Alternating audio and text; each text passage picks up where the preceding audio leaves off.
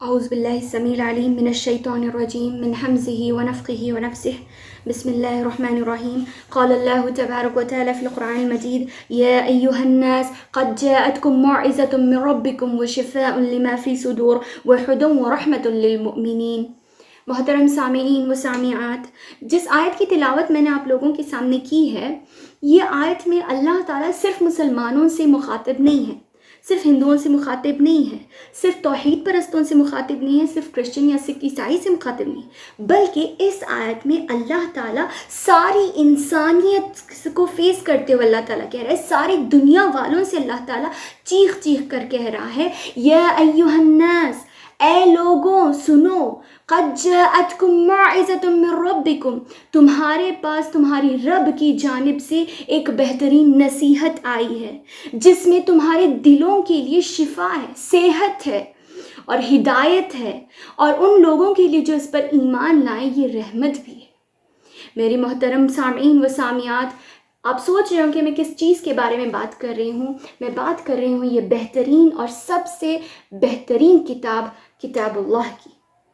اب آپ کو یہ بتاتی ہوں کہ اس کتاب میں، قرآن مجید میں ہے کیا؟ سوال آپ کو بھی آتا ہوگا۔ دیکھیے، یہ اللہ رب العالمین کی بات ہے، اللہ تعالیٰ کی زبان ہے، اس کے الفاظ ہیں، اللہ کا کلام ہے۔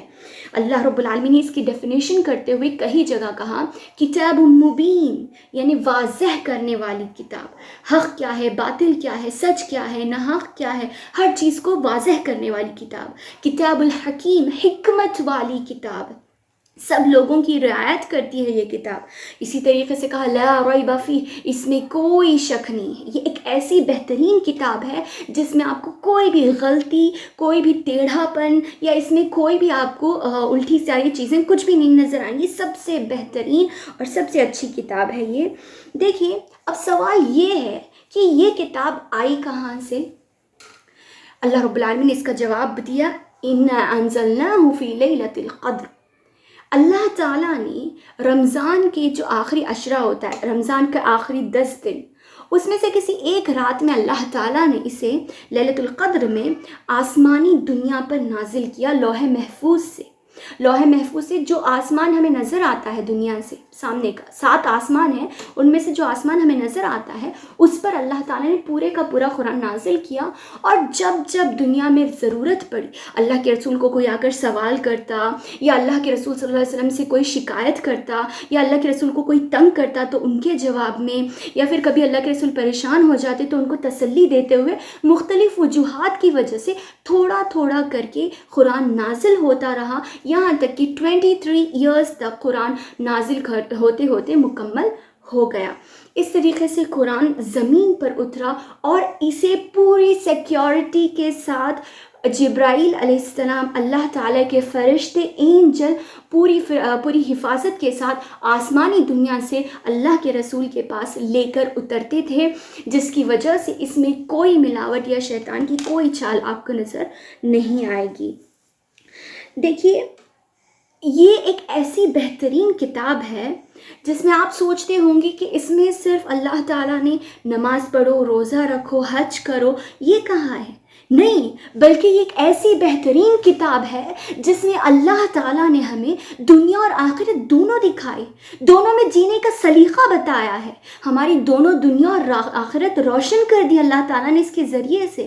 ہمیں بتایا کہ ہم کسی کے ساتھ کیسا بیہیو کریں، بڑوں کے ساتھ کیسا، چھوٹوں کے ساتھ کیسا، ہمیں جینا کیسے ہے، مرنا کیسے، ہمارے طور طریقے کیا ہوں گے، یہ تمام چیزیں، ہمارا اٹھنا بیٹھنا، رہن سہن، کوئی ہمارے ساتھ برا بیہیو کرتا ہے تو اس کے ساتھ ہم کیا اس کا جواب دیں، کیسے ہم اس پر صبر کریں، تمام چیزیں، اچھے کیریکٹرز، اچھے اخلاق اللہ تعالیٰ نے اس کتاب میں سکھایا، اور بہت کچھ اللہ تعالیٰ نے اس کتاب میں سکھایا ہے، جس کی وجہ سے اگر کوئی اس پر عمل کرتا ہے تو دنیا اور آخرت اس کی دونوں سنور جاتی ہے۔ یہ ایک ایسی بہترین کتاب ہے جس کے لیے اللہ تعالیٰ نے چیلنج کیا، کہ اللہ تعالیٰ نے فرمایا قُلْ لَئِنِ اجْتَمَعَتِ الْإِنسُ وَالْجِنُّ عَلَىٰ أَن يَأْتُوا بِمِثْلِ هَٰذَا الْقُرْآنِ لَا يَأْتُونَ بِمِثْلِهِ وَلَوْ كَانَ بَعْضُهُمْ لِبَعْضٍ ظَهِيرًا۔ اللہ تعالیٰ نے چیلنج کرتے ہوئے کہا کہ اگر ساری انسانیت ہی نہیں، انسان اور جنات پورے مل کر بھی اگر اس جیسی ایک کتاب لانا چاہیں تو لا کر دکھائیں، اگر ایک دوسرے کی وہ مدد بھی کیوں نہ لیں، لیکن نہیں لا سکیں گی۔ اللہ اکبر۔ اور ہوا بھی ایسے، بہت ہسٹری میں آپ دیکھیں گے بہت سارے ایسے لوگ گزرے ہیں جنہوں نے کوشش کی کہ اس جیسی کم از کم ایک صورت پیش کرے، لیکن سب ہار گئے، سب لوگوں نے اپنے ہتھیار ڈال دیے۔ اللہ رب العالمین نے سب سے پہلے چیلنج کیا کہ ایک سورہ اس جیسا لا کر دکھاؤ، لیکن کوئی بھی ایسا سورہ نہیں لا سکے، جبکہ عرب میں بہترین عربی زبان اس جیسی پیور عربی لینگویج جاننے والے تھے، لیکن وہ بھی ہار گئے۔ پھر اللہ تعالیٰ نے کہا کہ چلو کم از کم 3 آیتیں اس جیسی لا کر دکھاؤ، لیکن اس میں بھی وہ لوگ ہار گئے، اور اللہ تعالیٰ نے آخر میں چلو 1 آیت لا کر دکھاؤ، لیکن اس میں بھی لوگ ہار گئے۔ حالانکہ لوگوں نے اس جیسی 1 آیت پیش کرنے کے لیے اپنی زندگیاں داؤ پر لگا دی، اپنے نہ جانے کتنے ایام اکیلے کتابوں میں گزار دیے، لیکن سب ہار گئے۔ ایسی بہترین کتاب یہ ہے، کیوں؟ اللہ تعالیٰ نے اس کی حفاظت کی ذمہ داری خود اپنے اوپر لی۔ اللہ تعالیٰ نے کہا کہ یہ بے مثال کتاب ہے جس میں کہیں سے بھی آپ کو کوئی بھی فرق نہیں محسوس ہوگا۔ دیکھیں، اِنَّا نَحْنُ نَزَّلْنَا الذِّكْرَ وَإِنَّا لَهُ لَحَافِظُونَ، ہم نے اس قرآن کو نازل کیا اور ہم ہی اس کی حفاظت کریں گے۔ اللہ تعالیٰ نے اس قرآن کو نازل کیا اور وہ اس کی حفاظت کرتا ہے۔ اس میں کسی طریقے سے کسی کو بھی، شاید چاہے وہ کوئی عالم ہو یا کوئی بھی ہو، اس میں چاہے بھی تب بھی اس میں کوئی آپ اونچ نیچ نہیں کر سکتے۔ جیسے کہ آپ دیکھ سکتے ہیں کہ دنیا کی کئی کتابوں میں اگر کوئی آتھر جو لکھتا ہے کتاب کو، اس کے بعد بہت سارے لوگ اس کی ایڈیٹنگ کرتے ہیں، بہت سارے لوگ اس میں غلطیاں نکالتے ہیں اور مختلف چیزیں کرتے ہیں، اور کچھ کبھی کبھار ایسا ہوتا ہے کہ جو آتھر لکھتا ہے اس سے ہٹا کر اپنی طرف سے کچھ ایڈ کر دیا جاتا ہے۔ لیکن یہ ایسی بہترین کتاب ہے جس کی اللہ نے حفاظت کی، اس کی حفاظت کی ذمہ داری لی، اس میں کہیں سے بھی کسی کو کچھ بھی ایڈ کرنے یا کچھ بھی اریز کرنے کا موقع نہیں ملا۔ اللہ رب العالمین نے فرمایا یہ ایک ایسی بہترین کتاب ہے جس میں شفا ہے، صحت ہے۔ صحت کس اعتبار سے؟ ہمارے اخلاق کے اعتبار سے، بدن کے اعتبار سے، روح کے اعتبار سے، ہر اعتبار سے اس میں صحت بھی ہے۔ اخلاق ہمیں سکھاتا ہے، اسی طریقے سے شفا ہے اس کتاب میں۔ جیسے ابو سعید خدری رضی اللہ عنہ کے بارے میں آتا ہے کہ کسی کافر ایک جو سردار تھا اسے بچھو نے ڈس لیا۔ جب انہوں نے سورۃ الفاتحہ 7 مرتبہ پڑھ کر دم کیا تو اس کا بچھو کا ڈسا ہوا ایسے شفا ہو گیا جیسے انہیں کبھی کچھ ہوا ہی نہیں تھا۔ اس قسم کی بہت ساری مثالیں آپ کو ملیں گی۔ اسی طریقے سے اللہ تعالیٰ نے کہی ہے دلوں کے لیے بھی شفا ہے، الا بذکر اللہ تطمئن القلوب، جسے ٹینشن ہوتا ہے، تکلیف ہوتی ہے، کوئی اندرونی پریشانی ہوتی ہے، اگر وہ اکیلے میں بیٹھ کر سمجھ کر اس کی آیتوں کو تلاوت کرتا ہے تو اسے دل کا سکون اور آنکھوں کی ٹھنڈک حاصل ہوتی ہے۔ یہ ایک ایسی کتاب ہے جو مرنے کے بعد بھی کام آتی ہے، خبر میں اپنی پڑھنے والے کے لیے یہ اللہ تعالیٰ کے پاس سفارش کرتی ہے۔ اسی طریقے سے جو انسان گھر میں اس کی تلاوت کرتا ہے اس گھر سے شیطان دور بھاگ جاتا ہے۔ جو انسان گھر میں اس کی تلاوت کرتا ہے اس پر فرشتوں کی جماعت سکینت نازل ہوتی ہے اس پر اور اس کے گھر پر۔ اسی طریقے سے جو انسان قرآن کو اچھی طریقے سے سمجھتا ہے، پڑھتا ہے، اس کے ساتھ اللہ رب العالمین، اللہ کے رسول نے فرمایا الماہر بالقرآن مع السفرۃ الکرام البررہ، جو انسان قرآن میں مہارت حاصل کرتا ہے ہر اعتبار سے وہ اور نیکوکار بزرگوار فرشتوں کے ساتھ ہوگا۔ اللہ اکبر۔ اسی طریقے سے جس انسان کو جتنا قرآن حفظ ہوگا، جتنا یاد ہوگا، اللہ قیامت کے دن کہے گا چڑھتا جا، پڑھتا جا اور چڑھتا جا۔ جیسے ہمیں جتنا جتنا یاد ہوگا سیڑھیاں بنتی جائیں گی، ہم چڑھتے جائیں گے جنت کی طرف۔ جیسے ہی ہمارا حافظہ ختم، وہیں پر ہماری سیڑھی ختم اور وہیں پر ہماری منزل ختم ہو جائے گی۔ دیکھیے اب ایسا نہیں ہے کہ جو ماہر ہوتا ہے، جو اچھا پڑھتا ہے قرآن، صرف اسی کو اجر ہے، نہیں۔ ایک حدیث میں اللہ کے رسول نے فرمایا والذی یقرأ القرآن ویتتعتع فیہ وہو شاق علیہ لہ اجران، جو انسان قرآن پڑھنے میں پسند ہوتا ہے، اسے شوق ہوتا ہے قرآن پڑھنے کا، وہ کوشش کرتا ہے لیکن بار بار اٹکتا رہتا ہے، اٹک کر پھر بھی پڑھتا رہتا ہے، اس کے لیے 2 اجر ہے، دوسروں کے مطابق ڈبل ثواب ہے۔ کیوں؟ کیونکہ وہ کوشش بھی کر رہا ہے اور پڑھ بھی رہا ہے، اسی لیے اسے ڈبل ثواب ہے۔ لیکن اس کا مطلب یہ نہیں کہ ہم غلط سلط جلدی پڑھتے جائیں، نہیں۔ محترم سامعین و سامعات، یہ ایسی بہترین کتاب ہے، اگر آپ کو معلوم ہو گیا کہ اتنے اچھے فیچرز، اتنے اچھی کوالٹیز اس کے ہیں، تو ہمیں اس کتاب کا کرنا کیا ہے، کس طریقے سے ہم اس کتاب کو یوز کریں گے۔ دیکھیے یہ ایک ایسی بہترین کتاب ہے جسے ہر کوئی ایسے نہیں یوز کر سکتا۔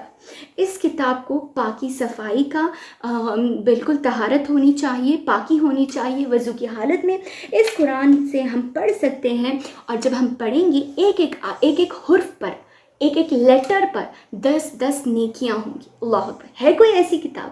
نہیں، یہ ایک ایسی کتاب ہے جس پر ہم لوگ اگر ہر دن ہمارا پڑھنا ضروری ہے۔ دیکھیے ایسا نہ ہو کہ ہم کبھی وارم میں ایک مرتبہ یا ہفتے میں ایک مرتبہ اس کی تلاوت کریں، نہیں محترم سامعین و سامعات، کوشش کیجئے کہ ہر دن کم از کم تھوڑا چند آیتیں یا ایک پیج کم از کم پڑھیں اس کو، تاکہ ہم اس کا حق ادا کر سکیں۔ اور سب سے بہترین چیز یہ کہ صرف پڑھنا نہیں ہے، سمجھ کر پڑھنا ہے، کیونکہ صرف پڑھنے میں ہمیں صرف جو پڑھتے ہیں اس میں، اور جو سمجھ کر پڑھتے ہیں اس میں کچھ اور ہی مزہ ہے۔ جو انسان سمجھ کر قرآن کو پڑھتا ہے اس کے لیے اللہ رب العالمین سے محبت اس کی ہو جاتی ہے، اللہ تعالیٰ کے دین میں اسے اور زیادہ شوق پیدا ہو جاتا ہے، اس کے اندر خشیت پیدا ہو جاتی ہے۔ ابو بکر رضی اللہ عنہ کے بارے میں آتا ہے کہ ابو بکر رضی اللہ عنہ رات میں تہجد میں جب قرآن کی آیتیں تلاوت کرتے تو ان کے گھر کے آس پاس موجود جو کافر ہوتے وہ آ کر کھڑ کر کان لگا کر سنتے اللہ کے ابو بکر رضی اللہ عنہ کی تلاوت کو، اس قدر انہیں قرآن مؤثر ہوتا، انتظار کرتے رہتے کہ کب ابو بکر قرآن کی تلاوت کرے۔ اور جب وہ قرآن پڑھتے تھے تو ان کے آنکھوں سے ایسا پانی اور ایسا آنسو جاری ہوتے کہ ان کی داڑھی مبارک تر ہو جاتی، اور تمام آزو بازو والے جو کافر ہوتے ان کی تلاوت کو غور سے سنتے اور اچھا لگتا انہیں، اسی لیے ہر رات اس کے انتظار میں ہوتے۔ اللہ اکبر۔ دیکھیے ہم جب پڑھ رہے ہیں تو اسے اچھے انداز میں پوری تجوید کے ساتھ، یہ ایسی کتاب نہیں کہ بس اٹھائے دوسری کتابوں کی طرف پڑھتے چلے گئے، نہیں، مکمل اس کی جو تجوید ہے، جس طریقے سے اس کے پڑھنے کا طریقہ ہے اس طریقے سے پڑھنا ضروری ہے، اور سمجھ کر پڑھنے کی کوشش کرنا چاہیے۔ دیکھیے یہ قرآن اس قدر مؤثر ہے، اس قدر اس کا اثر ہوتا ہے، اللہ رب العالمین نے فرمایا لو انزلنا هذا القرآن على جبل لرأيته خاشعا متصدعا من خشية الله۔ اللہ اکبر۔ اگر اس قرآن کو، اس کتاب کو پہاڑ پر نازل کیا جاتا تو وہ پہاڑ ریزہ ریزہ ہو جاتا اللہ کی خشیت سے۔ اللہ اکبر۔ ایسی بہترین کتاب کہ اس کا اثر اس قدر ہے کہ پہاڑ تک ریزہ ریزہ ہو جائے۔ دیکھیے اللہ اذا قرئ القرآن فاستمعوا له وانصتوا، ہمیں چاہیے کہ جب قرآن کی کہیں پر تلاوت کی جائے تو خاموشی اختیار کی جائے اور غور سے اسے سنا جائے، اس کی بے حرمتی نہیں ہونی چاہیے۔ دیکھیے اسی طریقے سے اللہ رب العالمین نے یہ بھی فرمایا اعتصموا بحبل اللہ جميعا ولا تفرقوا، اگر تم اس کتاب کو مضبوطی سے تھام لو گے، اس کے مطابق عمل کرو گے، اگر لائف میں کوئی پرابلمس آ جائے، کسی مسئلے میں اختلاف ہو جائے، اگر فوراً اس کتاب کی طرف رجوع کرو گے تو تم لوگ الگ الگ نہیں بٹو گے۔ اسی طریقے سے فرمایا وقال الرسول، اگر ہم اس کتاب کی تلاوت نہیں کریں گے، اسے صرف سجا کر اوپر اپنے گھروں میں رکھ دیں گے چمچیوں میں وغیرہ، تو اللہ کے رسول صلی اللہ علیہ وسلم شکایت کریں گے کہ میری اس قوم نے قرآن کو پڑھنا چھوڑ دیا ہے، قرآن کے مطابق عمل نہیں کرتے۔ اللہ اکبر۔ اللہ کے رسول صلی اللہ علیہ وسلم اللہ تعالیٰ سے شکایت کریں گے، تو اللہ رب العالمین ہم سب کو قرآن کو سمجھنے کی، پڑھنے کی توفیق دے، اس کے مطابق عمل کرنے کی توفیق دے۔ آمین ثم آمین۔ آخر الدعوانا